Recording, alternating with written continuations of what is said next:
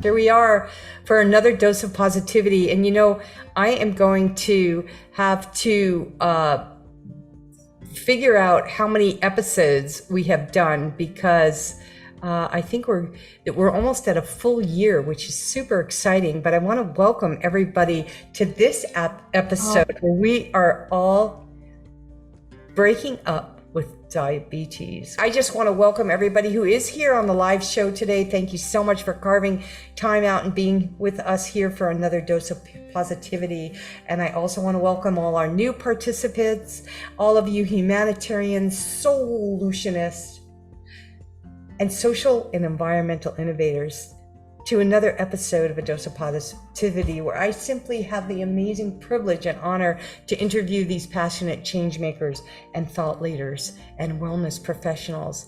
And today is such an exciting episode. I've been looking forward to this for a long time. I have the great privilege of interviewing Dr. Jelina Shah, and she is going to be talking with us on how to break up with diabetes, especially type 2 or pre-diabetic. So if you have any of those signs or symptoms, or know somebody who is, I would just go ahead and message them right now and have them come on to the show, because they won't want to miss it. And while we're waiting for people to come in, I want to remind everybody this is a live broadcast. You'll have the opportunity to raise your hand if you want to come on live, ask a question, or share a story. And also, if you're shy, just go ahead and put your message right there in the chat, or your question, and we will address it during this 1 hour dose of positivity. And before I introduce Dr. Jelina Shah, I wanted to, as people are entering into the room and we're waiting for people to come in, and thank you everybody who's coming in right now. It's so good to see you. I'm going to read a couple little sections from this book right here. This is my third book that I published, Conscious Cures, and you'll notice it says Solutions to 21st Century Pandemics. And I wrote this book to help people and myself understand the root cause of why we have these viruses, why we have these health pandemics. And I address 6 different other pandemics. The environmental pandemic is one, because without the environment, we have nothing. We don't get sick because we can't live without the environment. So I address the environmental pandemic first, food and drug, which we're going to be talking about, which I'm going to be reading out of today, fear, media, and conspiracy, inequality, economic pandemic, and the economic pandemic. And you guys, we had a lot to clean up. And these are human-made pandemics that are creating a lot of sickness and disease in our society. And humanity is now rising, and that's a lot of what we'll be talking about today. So what I'm going to be reading right now is out of the food and drug pandemic in this book. And this is the cost of big ag and big pharma and the industrial food complex. It may cost more to raise food responsibly and consume real food, but would you rather suffer the consequences of living on a toxic planet in an unhealthy body?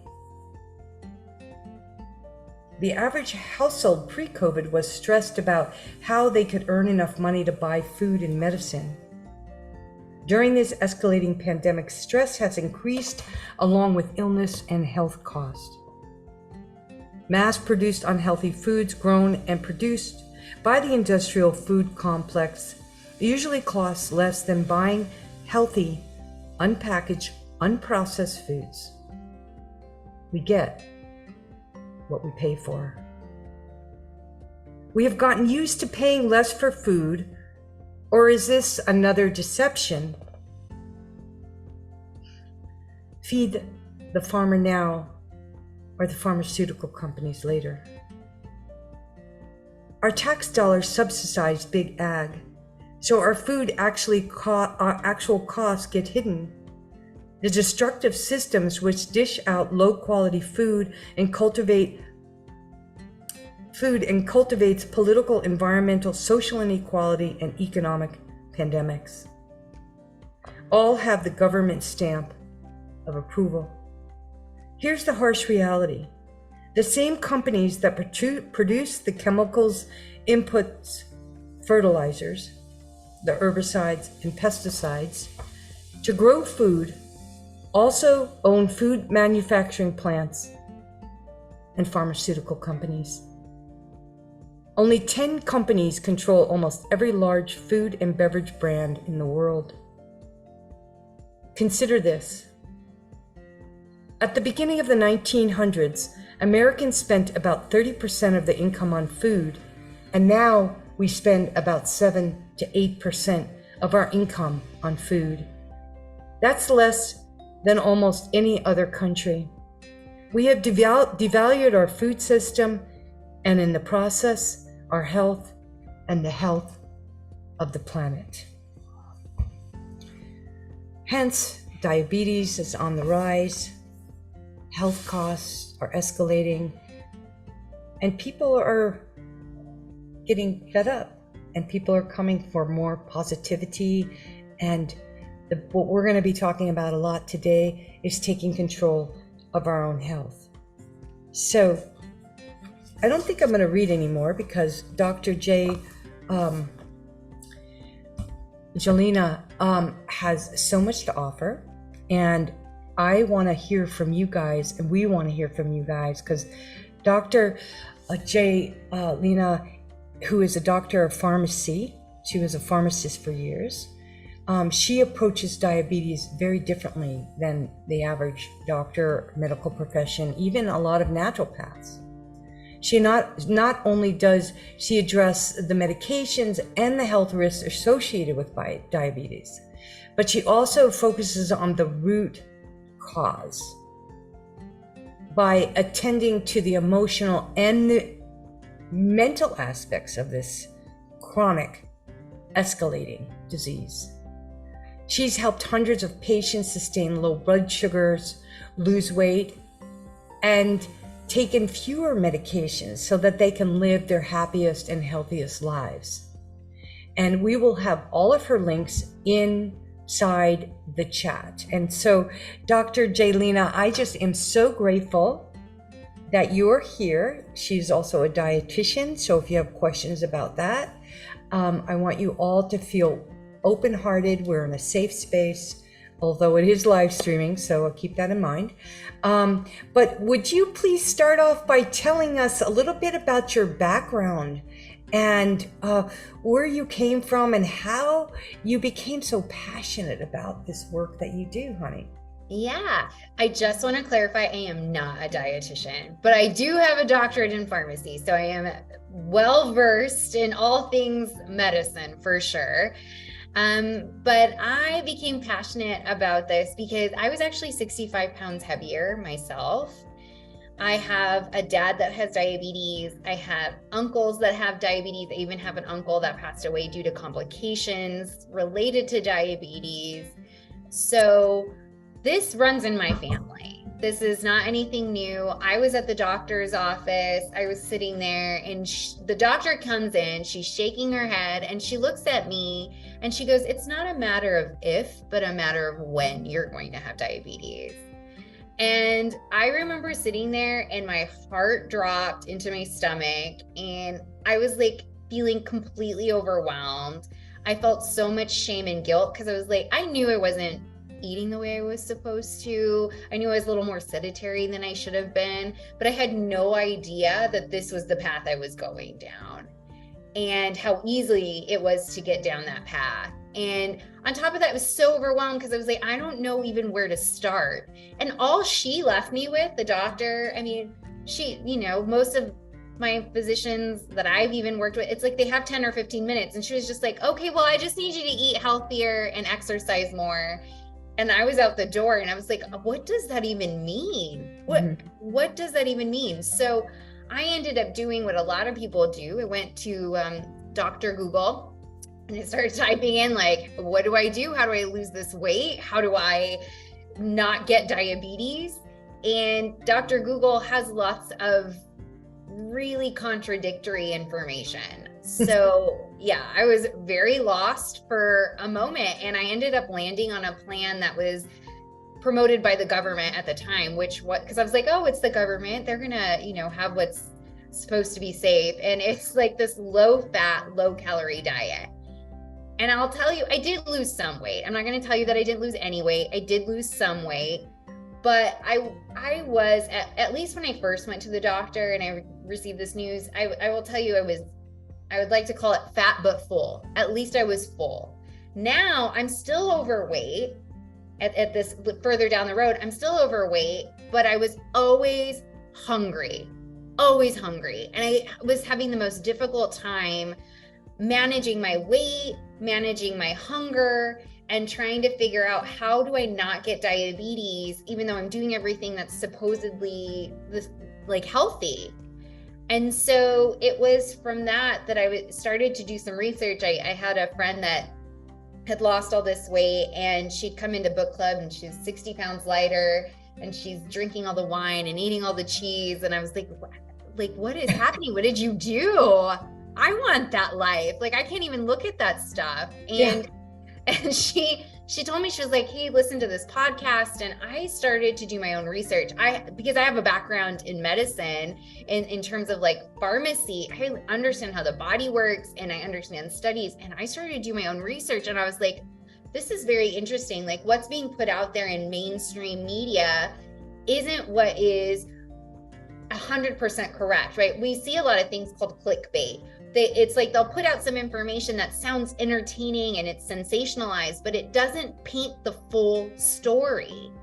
And a lot of times there are people that are lobbying and they're activists and not activists, they're lobbying for certain products to go forward. And it's not giving us the full picture of what it's actually doing to our bodies and what it's doing to our cells and our health. And it wasn't until I started to grasp an understanding of what was happening to me physiologically, biology, that I was able to make changes.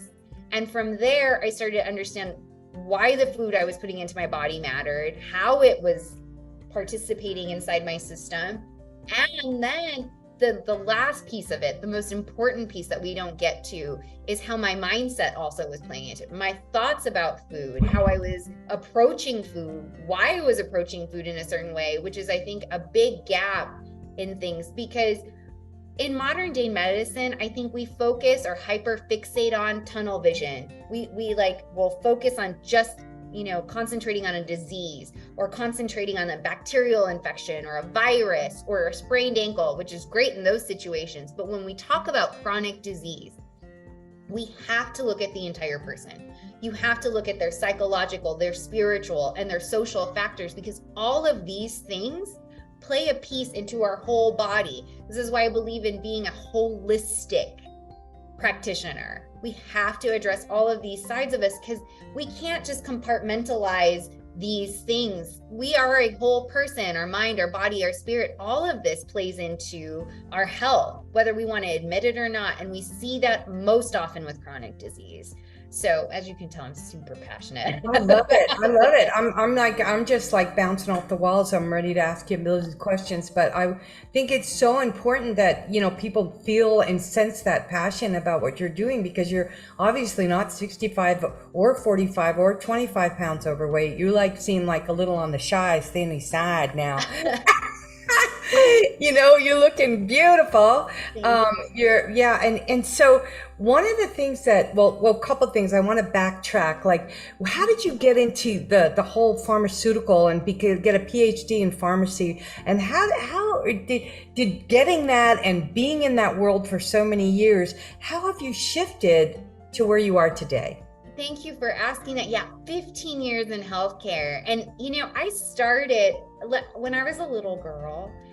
Also, I have parents that are Indian. So I wanted to tell you that my Indian parents were like, you need to make sure you do something that's considered prestigious, which is being a doctor is prestigious. And when I was a little girl, I always wanted to be a teacher or a doctor.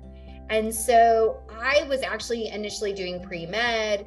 And anyway, I was like, I don't know if I want to be a doctor. I didn't feel like I had enough access to people. So I knew that being a pharmacist was a way to do that. And the classes I was taking, I just was so fascinated with medications and how the body worked and what, medications do to the body. And so I applied to go to pharmacy school, and my entrance exam, because we practice Ayurvedic medicine in the house, was I believed, even at that time, more than 15 years ago, I believed that there is a place for both Eastern and Western thoughts. And there needed to be a way to marry the two. I do believe there's a time and place for Western medicine. The technology that's out there and what's available to us is so great in allowing us to live a very longer life, or a more a better quality of life. But we cannot negate what Eastern medicine has presented. And there is, again, a holistic approach. So I just believe in marrying the two from a very young age. So I got into this, and I started to realize that medications, although they do have a place, I have a healthy respect for them, but I also have a healthy fear. I know what is on the other side. You take certain medications, just like anything you ingest that's foreign to your body, there is the possibility of a side effect. There is a possibility of something not doing or working the way that you want it to, whether it's an allergy. I mean, people have peanut allergies. It doesn't need to be medication necessarily, but it's just that anytime we ingest something, we have to keep in mind the effect it's having on our entire system. Absolutely. Yeah, I'm really glad you're bringing that up, because I do have some friends, who will resist any kind of Western at all. And I'm pretty much the 80-20 rule. I will go for, if I have a really severe infection, or I know, go to the emergency room and they say, you have got to take this antibiotic or you're going to go into, and so, but you kind of went from all in to the pharmaceutical world, right? And you were pushing pills, like I was pushing sugar at my bakery, to backing off from that and kind of changing this approach with your clients and who you work with, and how you're actually helping them break up with diabetes. Yeah. So let's get specific on some of the things that how you guide people to wean them off medications, even get them off completely if possible. Some people you can't.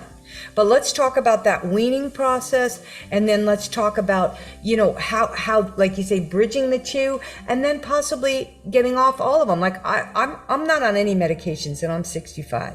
Wow. So, and I every time my husband and I go to the doctor, he's not on any either. They're like, where's your list of medications? And it's like, we don't have one.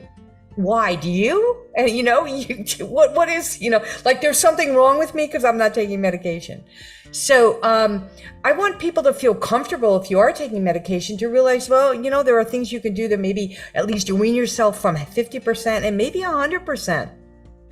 So how do you deal with that? So, like I said, I think there's a healthy place to be. Some people actually do need medication, people with type 1 diabetes. It's a means of survival. Their body is not creating insulin, so they need that.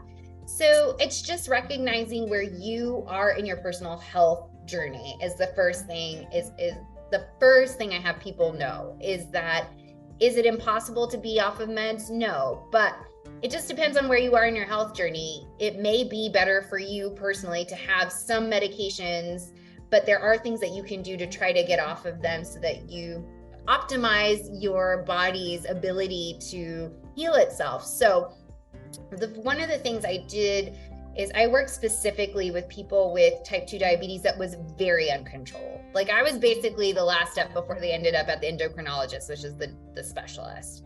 And they would come to me, and the premise was at my old job, because I was a pharmacist. I mean, I'm still technically a pharmacist, but they were coming because they were like, we need you to titrate their insulin, get their insulin levels where it needs to be, and make sure they're on the right meds. But they were coming to me, and I was realizing that what I had done with myself, there was a real thirst of knowledge of people wanting to know what was happening in their bodies. So first, I educate them and make them aware of what's happening, what the difference is between the different types of diabetes and what's happening in their body. And I'll get to that in a second. But to answer your question, then I talked about how we address the nutrition piece. And then the third piece is the mindset. And it's why are we choosing to eat the way we are choosing to eat? For me, I had made food a friend for the longest time. Food was a friend.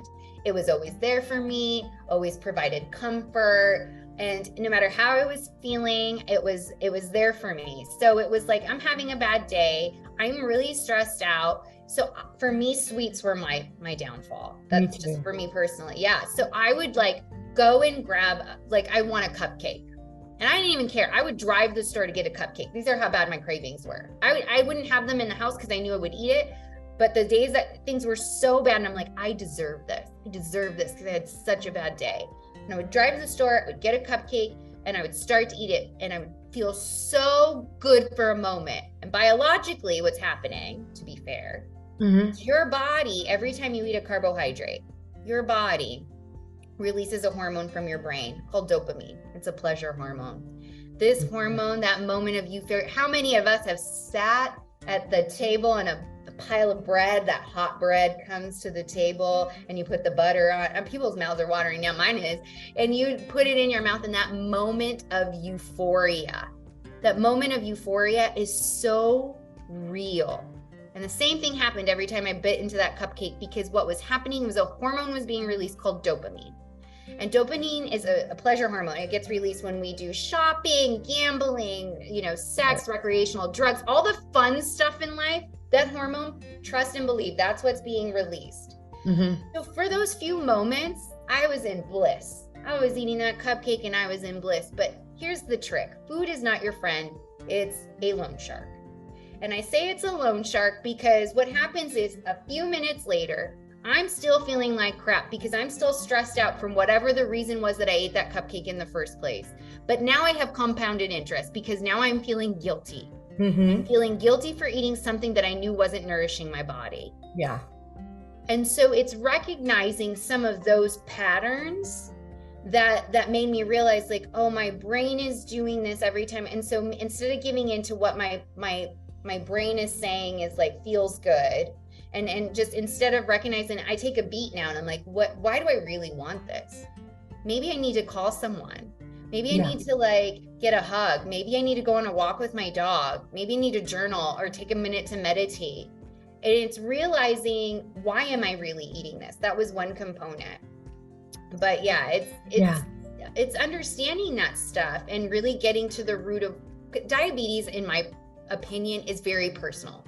Every person struggles in a different place. Every person's obstacles are different with diabetes. And it's trying to figure out, like, what is it that makes you behave in the way that you are? Because it's not rocket science. We all know broccoli is better for you than a cupcake. We all know that.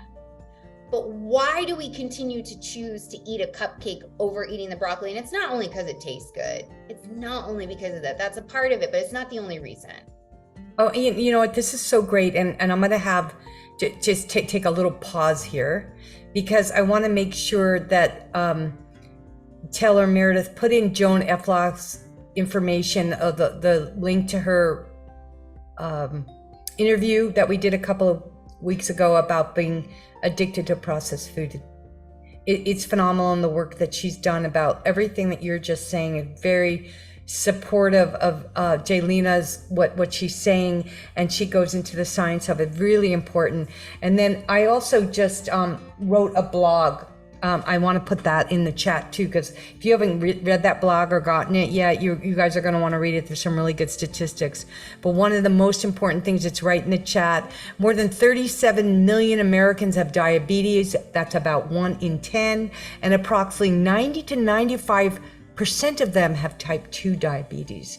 Type 2 diabetes is a product of our society. It's a product of what I was reading to you all at the beginning in Conscious Cures, and I really encourage all of you to read this book. It's full of information to help us break this cycle, this everything that Jelina is talking about, this mindset. This is the mind, FUCK, that we have all been dished out by the unsustainable, unattainable American dream that has brainwashed us into a system of feeding the corporations that are giving us all this incredible bacteria and viruses and putting us out of whack. So the thing that I love about what you do and what you're talking about is bio-individuality. You look at each person differently. You look at what their chronic addiction is, whether it's gambling, sex, cocaine or cupcakes. And you just say, let's get to the root cause of this. So, but part of getting to the root cause of this, you guys, is to realizing that you're not alone. Yeah. 1 in every 10 person. So you go into a party or you go anywhere and it could be 1 in every 5 people if you're hanging out with an unhealthy crowd. Oh no, 1 in 5 don't even know they have the diabetes. And let me give you an even more staggering statistic. 1 in 3 have pre-diabetes, which is the precursor to diabetes. So they don't even know that they're on their way to diabetes. Yeah. And 80% of those people don't even know it. And that was me. I'm pre-diabetic, but not anymore. Not anymore. And I'll tell you what I'm doing, but I want to get back to what you were talking about, Alan. What are you laughing about?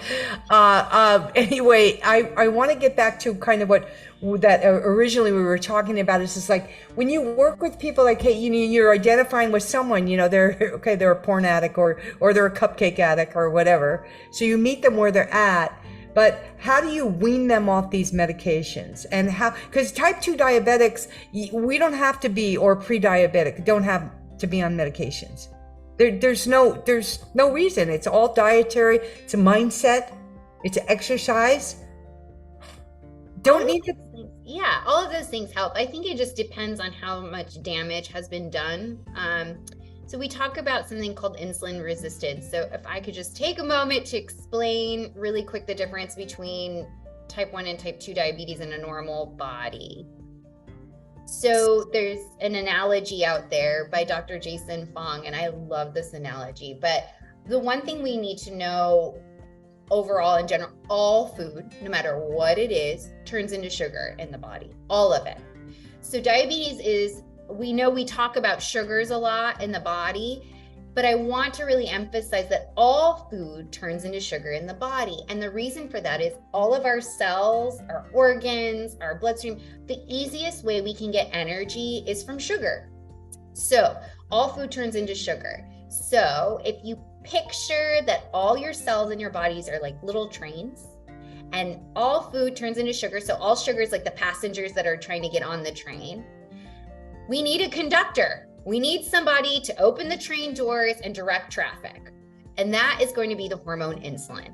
So insulin is the conductor. It helps get the sugars or the passengers on the train and directs them where to go. So we know exactly where they need to be. So in a healthy body, the conductor comes to work, he's happy to be there, opens the doors, shuttles the people in, they go where they need to go. Type 1 diabetes, the reason why you need exogenous insulin, they don't have conductors. No one's showing up to work, so the trains are leaving empty. They're leaving and all the passengers are left on the platform. So this is why you need insulin for those people. Type 2 diabetes and pre-diabetes. What happens is your conductor, he hasn't been given a break for like 20 years. He hasn't been on vacation. He's real tired. He starts like, that disgruntled employee that's like kind of half opening the door, like barely doing his job. He doesn't care to be there anymore. He's like, why am I here? And there are so many passengers.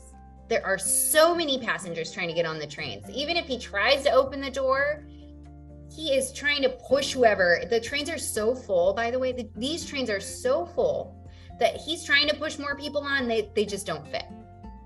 So this is what's happening in our body is like the conductors they're burnt out and there's not enough room on the trains.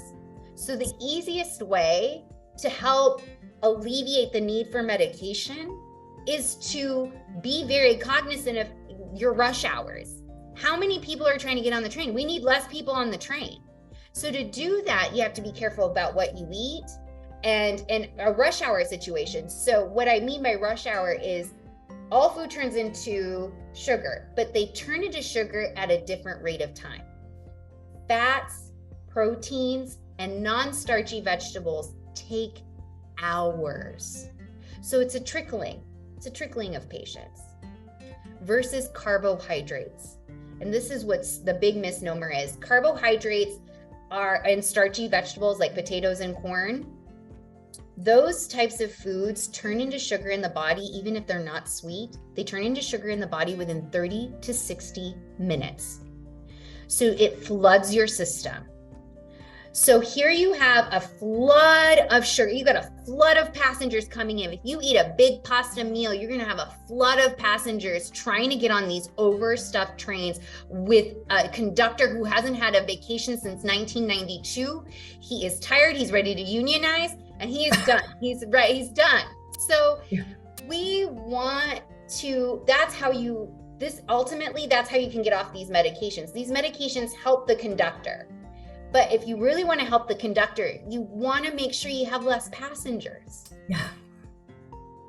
So eat an avocado or a handful of nuts and chew it 32 times minimum. And then it slows down this impact. It's making the right choices. And something that I love in that analogy, did everybody got that, right? Is there anybody who has any questions about that? Because that is a great analogy. I really, really felt that, because I know for me, like my train has been packed. My conductor is falling asleep at the wheel. And I know when that time is happening, but now that I'm in control, and once part of it is knowing what is all this chronic fatigue coming from? Where is all of this lack of drive coming from? Why do we feel fog brain and irritable? Could it have something to do with what we're eating? And also, I want to address the time of day we eat. And when Erin's in the house. Hey, welcome, Erin. Oh God, I'm so glad you're here. You're going to want to listen to this whole thing from the beginning, Erin. It is such a good show. I hope you're hearing me. Anyway, I just talking about the time of day. Like, what do you think about eating breakfast, and what should we be eating for breakfast? And I know you're not a dietitian, and I know you don't recommend food, but being that analogy of this big pasta meal at the wrong time of day, it's not like you can never eat pasta. No. But you got to know your blood sugar levels, right? Yes. So here's the deal. I am a big proponent of adjusting the amounts.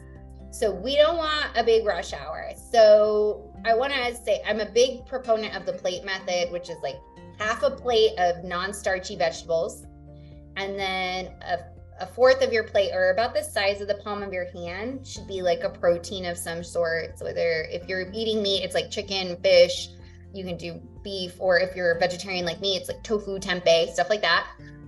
And carbohydrates, because I told you it creates rush hour, is the one that you want to minimize, which is the one everyone like moans and groans, because remember, we get that dopamine release because it tastes so good.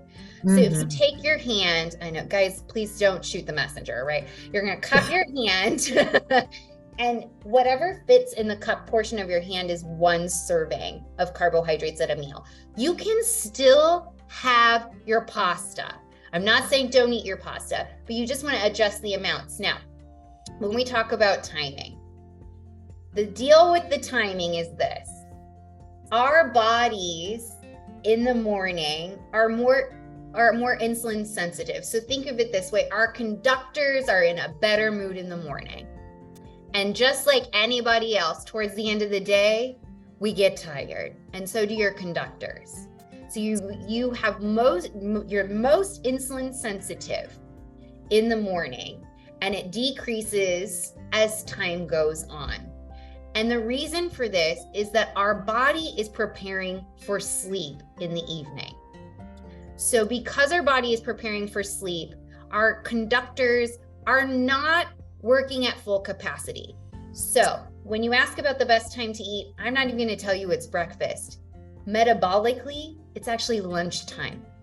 The midday meal, we burn about 5% more calories midday. So the biggest thing I would recommend for people, one of the best adjustments, is to have your biggest meal at lunch and a lighter dinner. And if you're going to have a carbohydrate, like, I was telling you, like the like the portion size of the carbohydrates, if you move that, like try to keep the carbohydrate portion even smaller than that at dinner, you're really even going to do yourself even more benefits. And not only that, you'll have less brain fog, and you'll lose some weight if that's what you're interested in.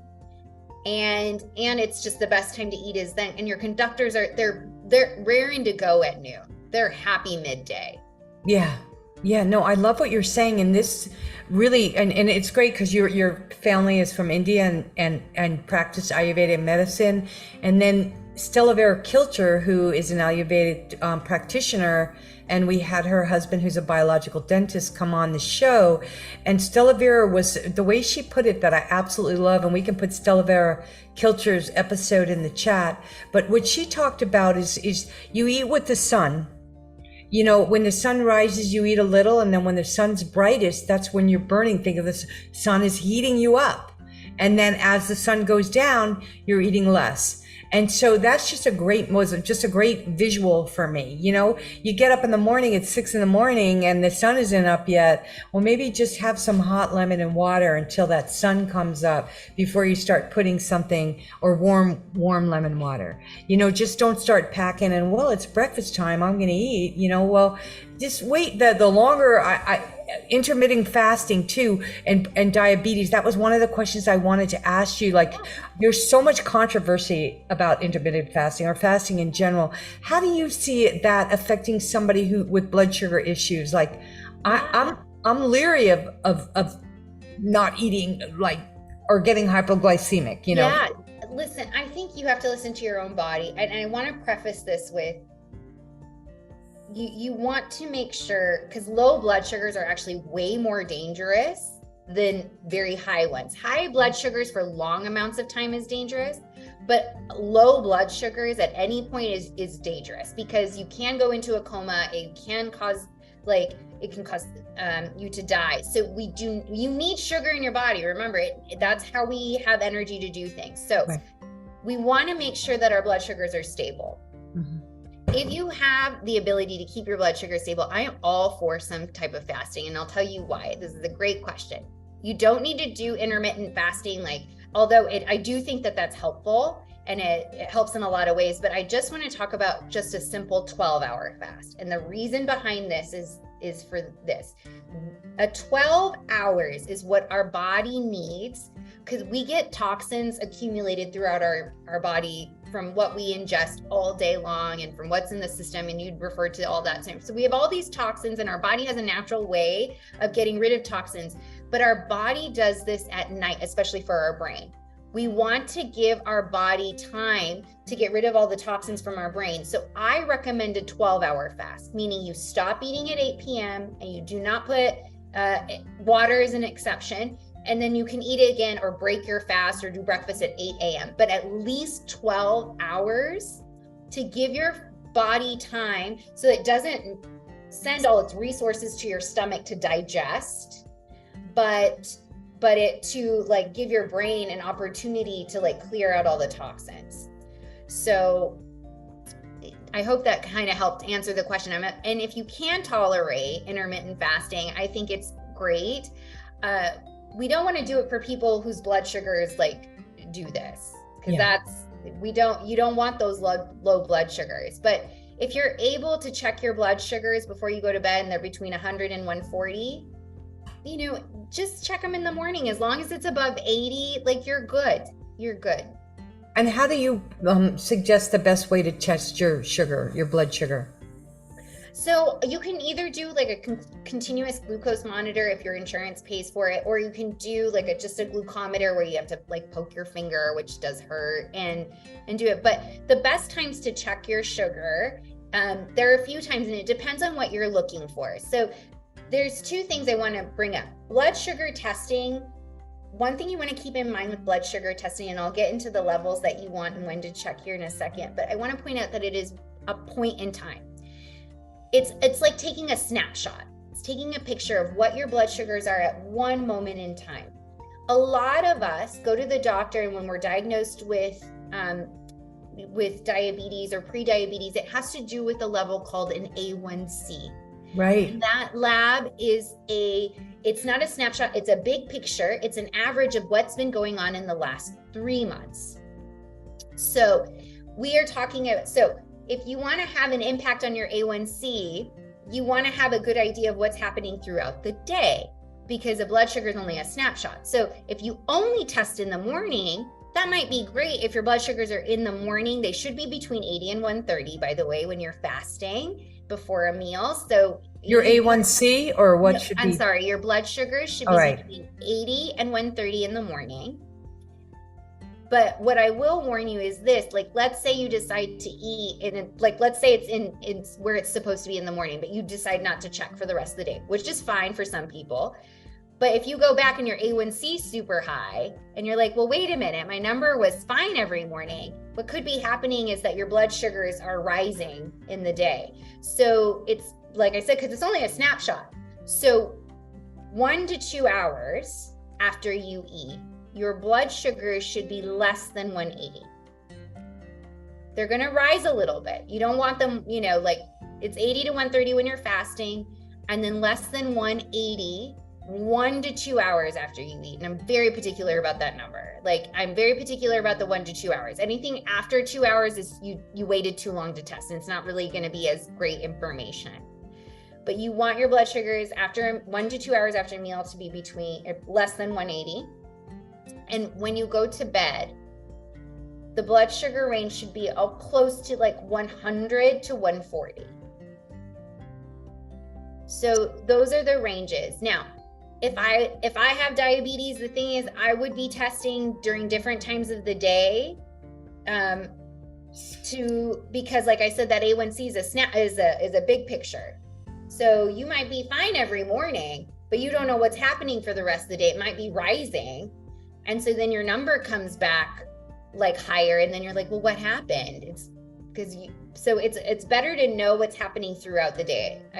Please ask me questions, because I feel like I want to make sure that I explain that correctly. Yeah, I want to make sure everybody gets that, because that is a little complicated whenever I get into numbers.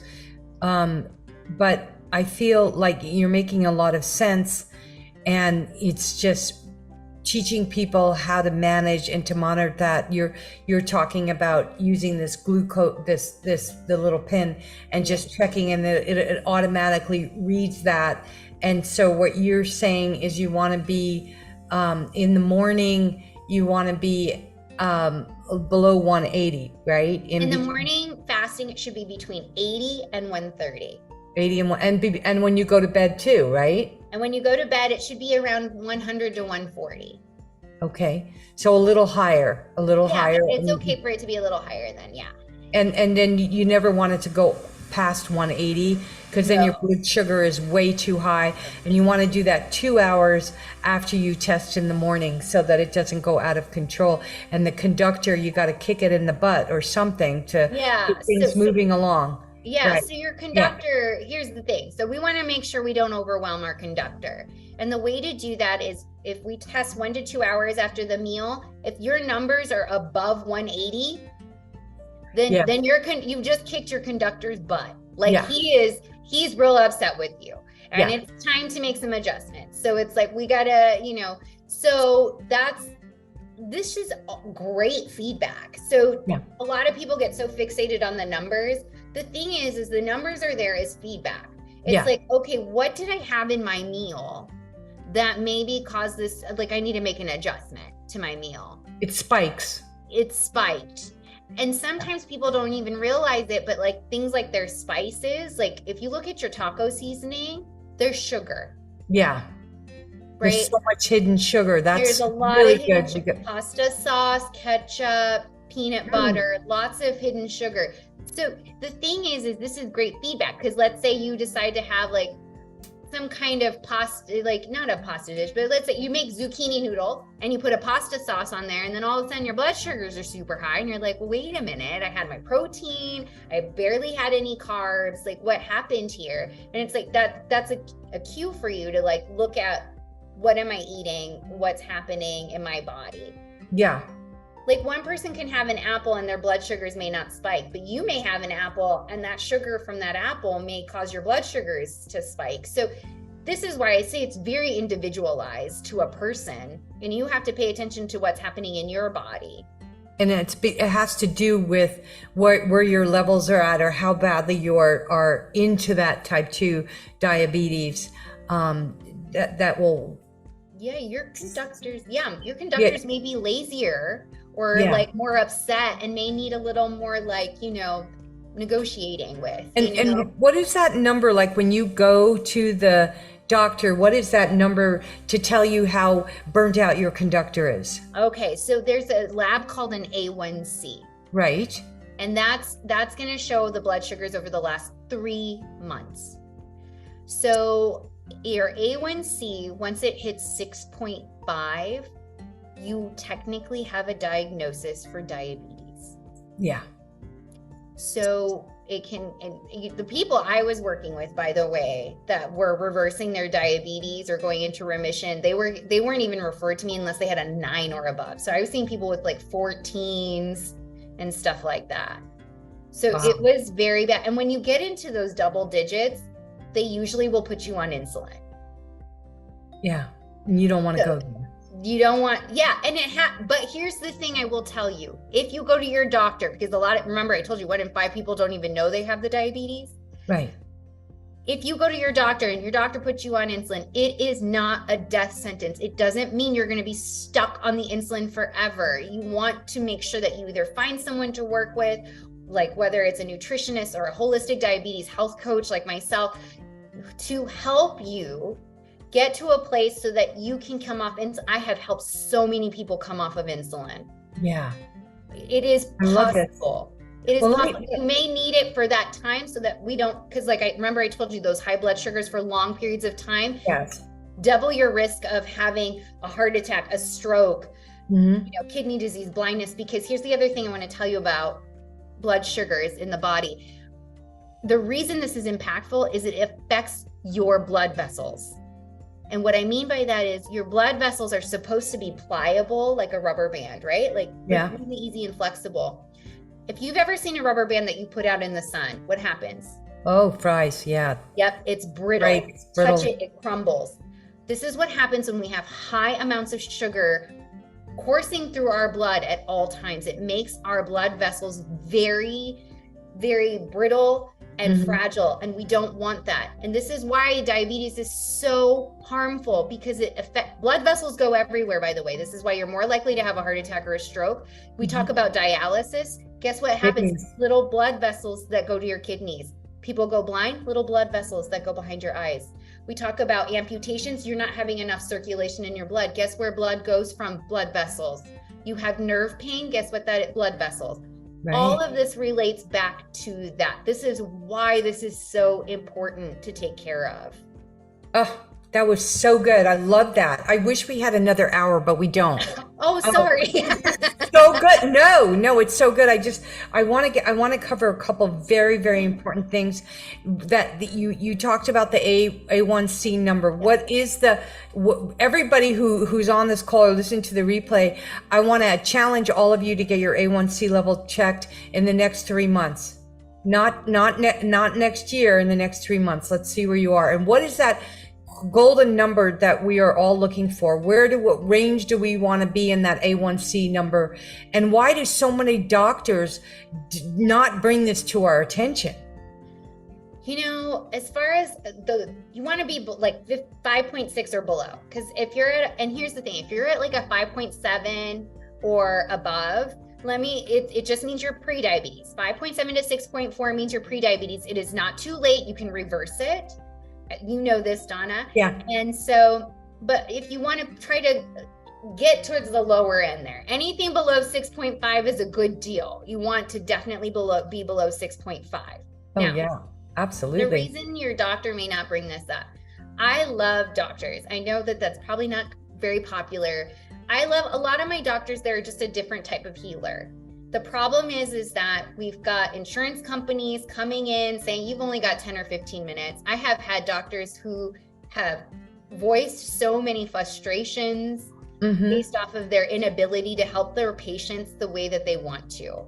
Yeah. And and here's the thing, there's always like going to be a bad apple in a bunch. I'm not advocating for those people, but for some of these providers, it's just a lack of time and resources.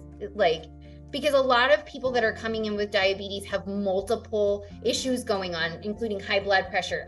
Their fatty liver disease is associated with this. Because here's the other thing I just want to bring up really quick. All of those extra passengers, guess where the conductor sends them all to your liver, and they get converted into fat.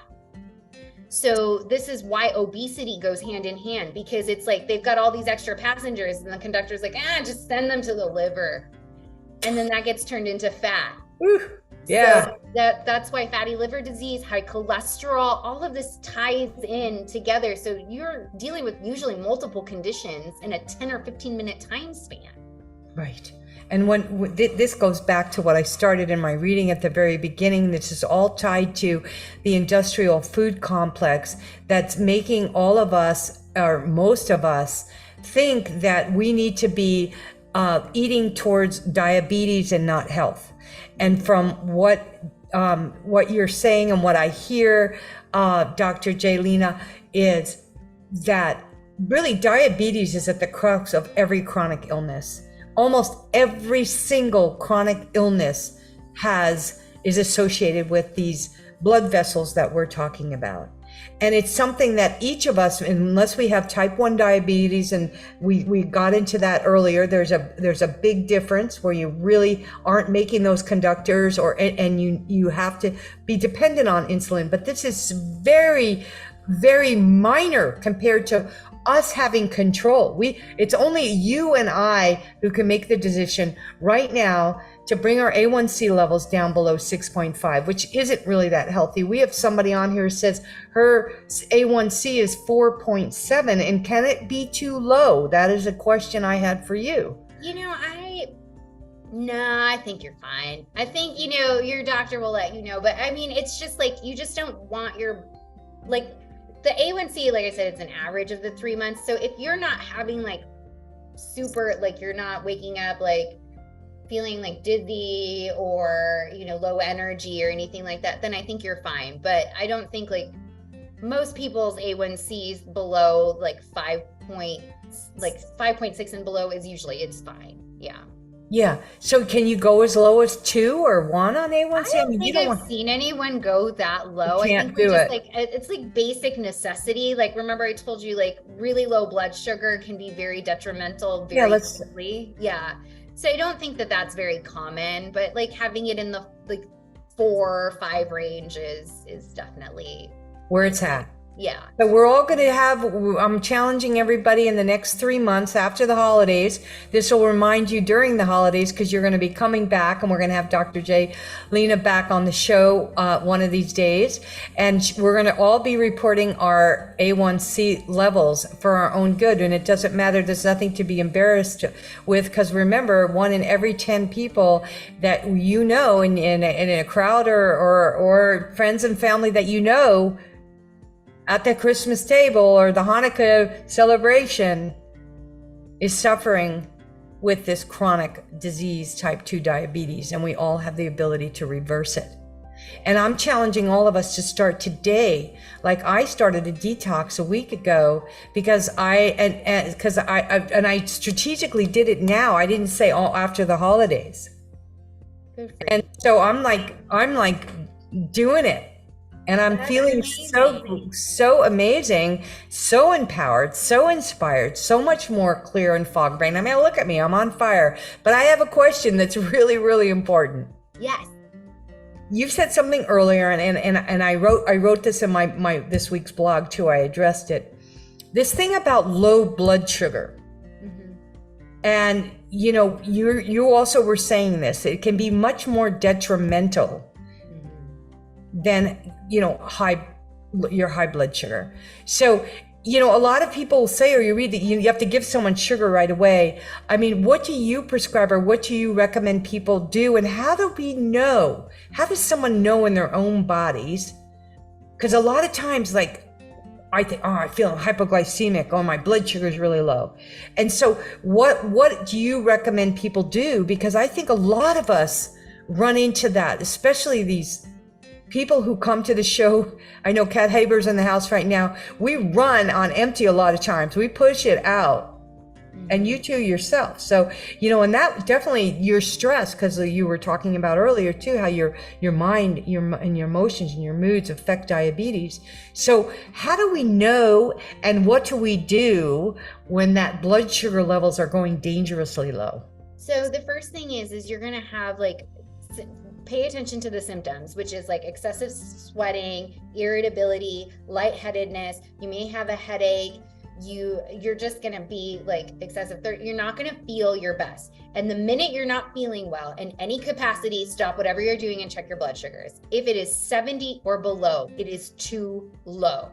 So you're going to implement what's called the 15-15 rule, which is you're going to get 15 grams of carbohydrates, and then you're going to recheck your blood sugars in 15 minutes. 15 grams of carbohydrates looks like this: a half a glass of juice, or a half a glass of regular soda, not diet soda, regular soda, a full glass of skim milk.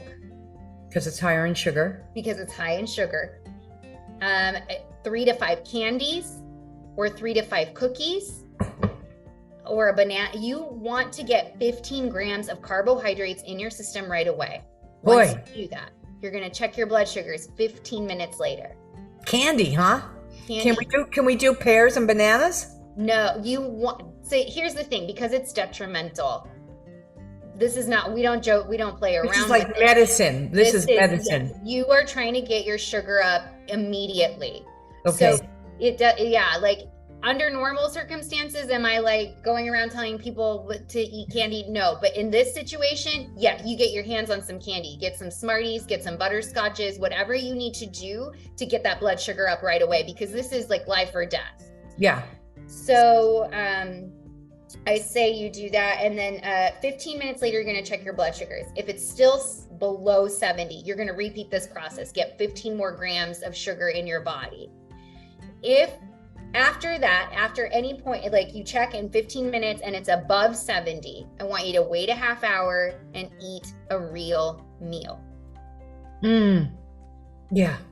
So, and be prepared, your blood sugar the following day or within a few hours, it's going to be janky, right? It's not going to, because you just hijacked your body with a bunch of sugar because you were experiencing a low. So be prepared for that. Give yourself some grace in that situation. And this is why, yes, I heard you say you run on empty because there's so many things, but diabetes is also a reminder for us that we have to take care of ourselves despite what is happening externally.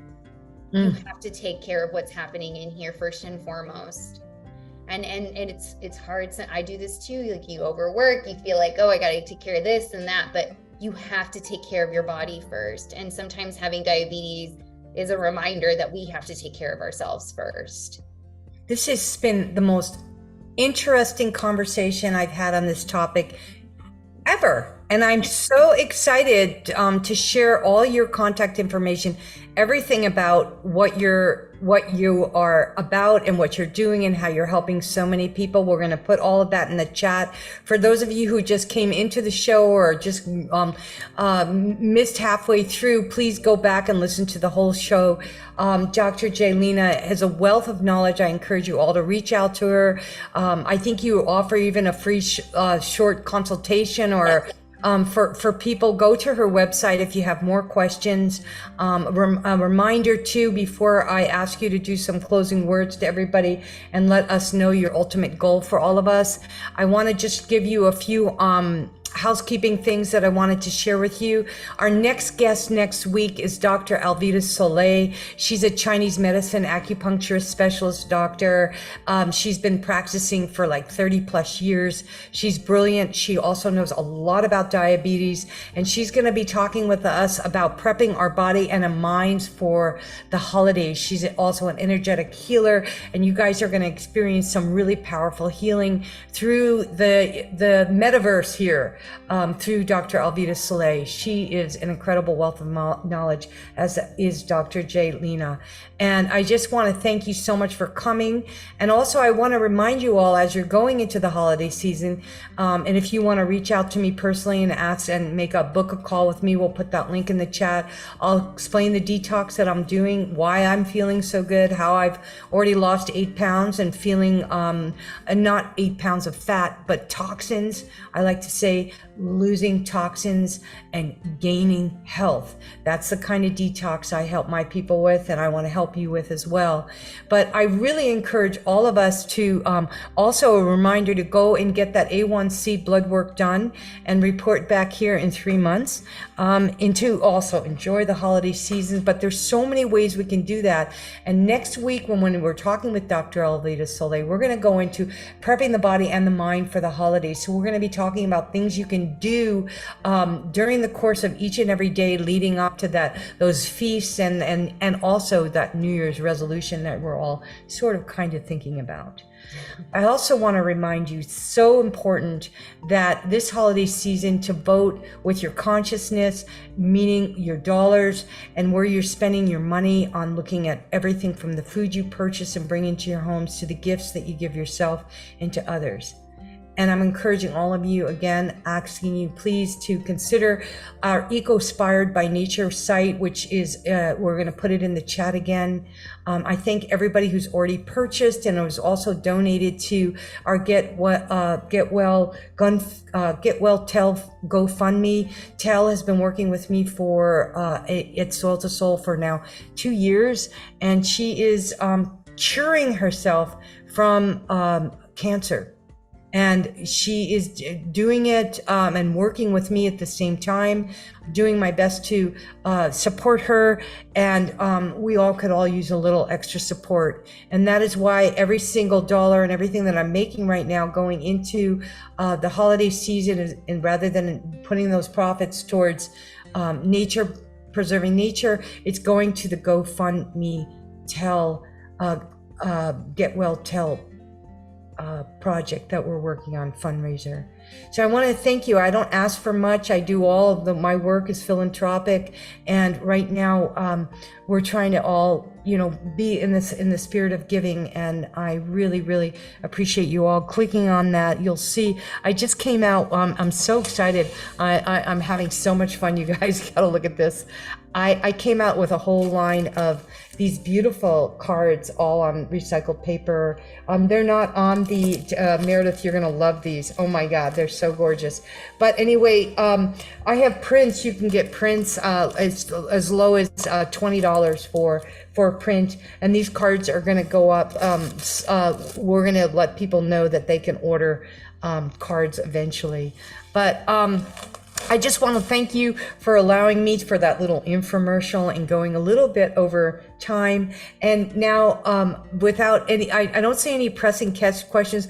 All I'm seeing here is that people want you to come back and they want to continue this conversation. And we're so, so grateful. And I would love you to give us some parting words. What are some goals? What do you see the future of healthcare in the next 5, 10 minutes, 10 years, and how our choices can impact that? So, oh my gosh, it's loaded. So I'll just try to keep it short. Like in the next 5 to 10 years, I think everyone's recognizing that there are multiple modalities when it comes to health, and recognizing how important it is to listen to your individual body, as well as like not just listen to your doctor. We have so much information out there, and our doctors and our pharmacists and the people out there should be treated as curators. Like they don't have all the knowledge, but they should help you like an art curator knows what to put the art on the walls. Use your healthcare professionals as a curator for the information you have, like what's important for you to know for your body. And as far as like parting words, my favorite thing to tell people is it's never too late to change, because it is my personal mission that people live as the happiest and healthiest version of themselves. And I really, truly want that for all of you here and anyone. And to do that, just know it's never too late to change, to be that version of yourself. And I will hold that vision for you until you can hold it for yourself. So reach out to me and ask any questions, or let me know if there's any way I can help you. Oh, that is so awesome. What a great opportunity for anybody, or you know anybody who is willing and ready to get to the root cause of type 2 diabetes or prediabetes, give a shout out to this woman. And I want everybody to give a high five. You have a little shaka there. Remember to get your A1C blood work done, and to consider doing some kind of a mental, physical detox right now as we go into the holidays. And you are going to love Dr. Alvita Soleil. And we're going to say the show is a wrap. And I want to thank you again so much, Dr. Jelina, for all your wisdom and your time, and for everybody who showed up to the show live today and who is listening to the replay. Many, many blessings to you during this holiday season, and every day may you live soul to soul like the future matters. And aloha.